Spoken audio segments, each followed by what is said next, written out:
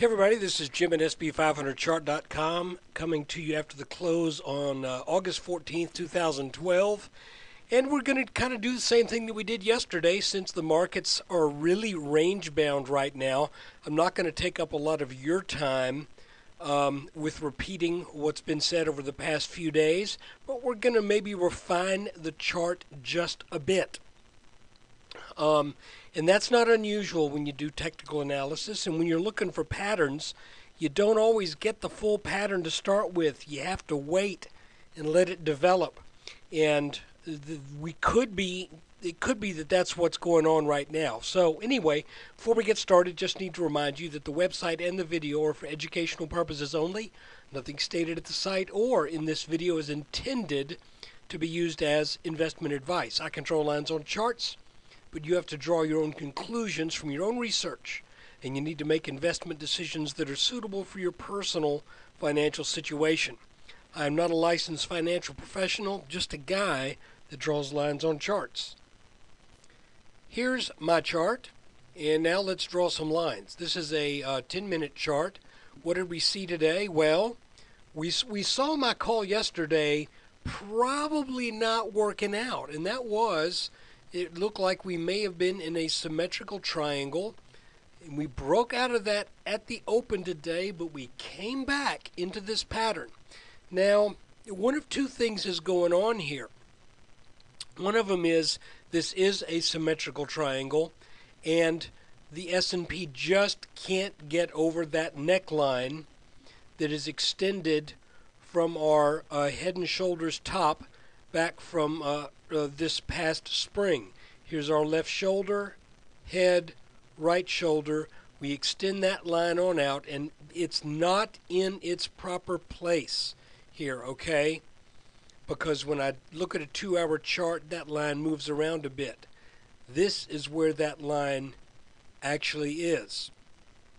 So we get up over this line in a sort of a little gap up move, come back, try to get up again, and then we end up failing late in the day, and once again sort of further validating, at least getting this done for us, lending more credence to this bottom line right here, because you can see that is where we bounced very late in the day.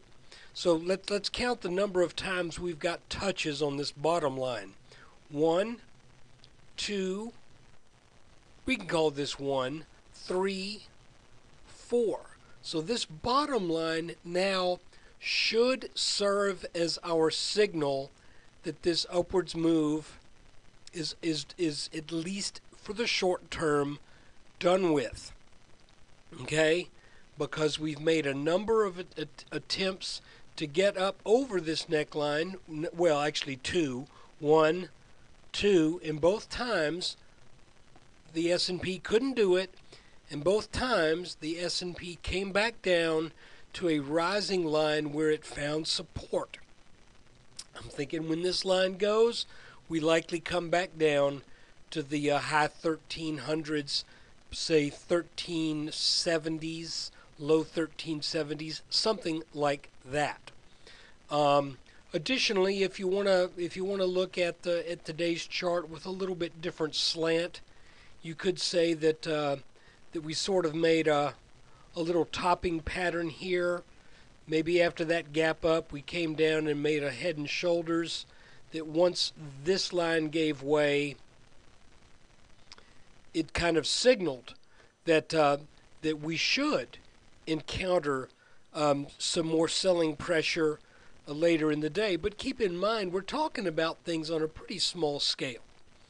This little pattern right here is only about 5 points tall, 4.5 points tall, and the commensurate downside target is only, again, about 5 points, and it's already been made.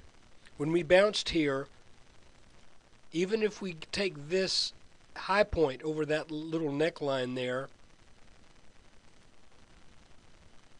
look, that little height of this pattern produced a move of the proper distance once this line broke down. But these are such small little moves on the chart, I'm just going to erase them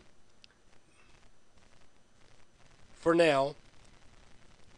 And what I think we're looking at here, we're looking at this neckline doing what we would expect, and that's providing pretty strong resistance.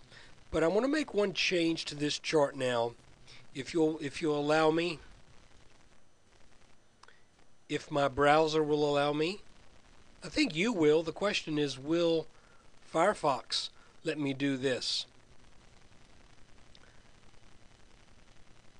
I'm inclined at this point to say we're dealing with a slightly rising wedge right here. Gap up, a little rising wedge, and if we cannot get over this neckline, then let's move that to this point. Then I think this has handwriting all over it that that as soon as this line breaks, we're gonna be coming back and taking back a lot of that gap up move that took place on August 3rd. And we're not doing that because that was a gap. Okay? We're doing it because this is looking like it may very well be a top.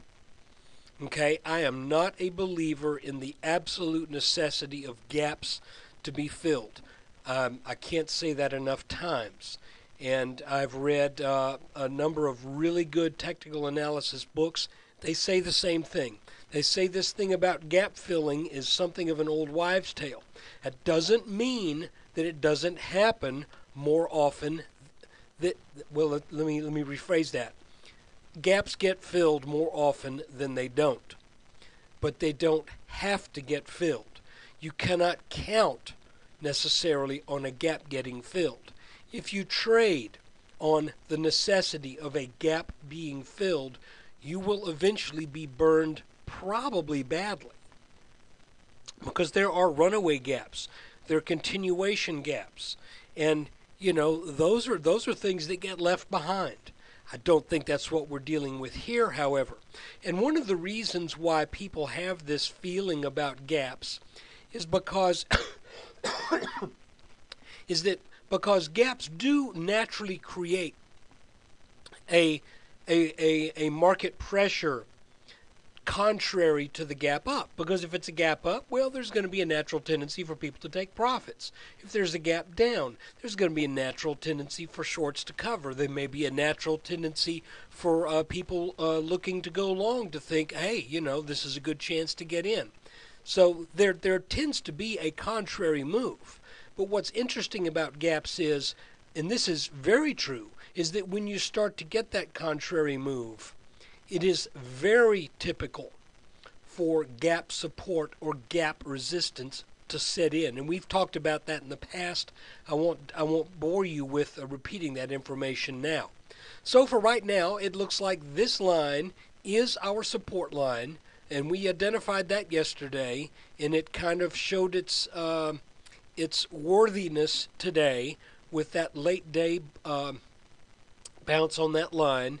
But when this breaks, we're looking for a move down into at least the high 1380s, and I suspect once it breaks, we're going to come down and we're going to test some areas that will probably be looking for some gap support in this area here back from early August, and that could go as low as the 1360s.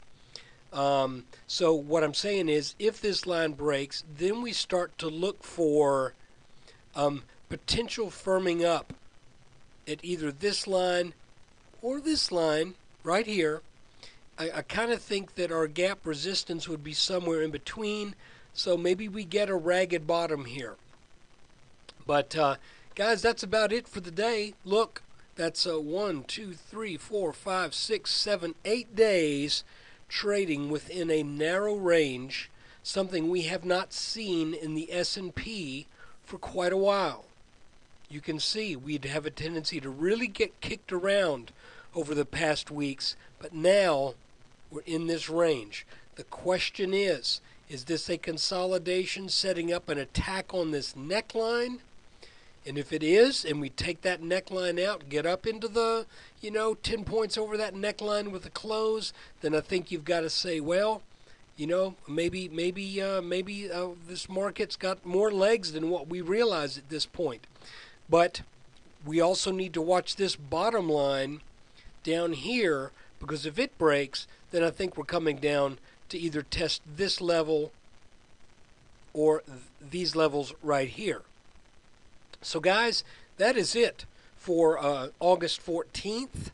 Again, not a lot going on in the markets as far as getting big moves or anything like that. So let's just see what happens tomorrow.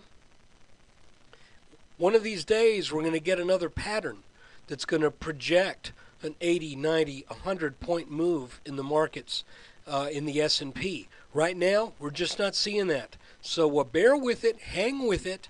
There's nothing wrong with being in cash at this level. That's pretty much where I am. I'm not comfortable shorting this because shorts have been killed pretty much. Shorts have been getting it wrong for a lot of the time, and I'm not quite willing to go there yet. But let's just see what happens for the rest of this week. Thanks again for watching.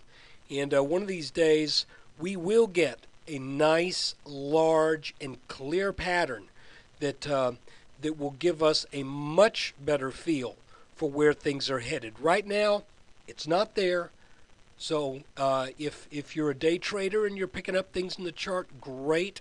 But if you're more of a swing trader, I think patience, it will be a virtue. So look, take care. Thanks again for watching.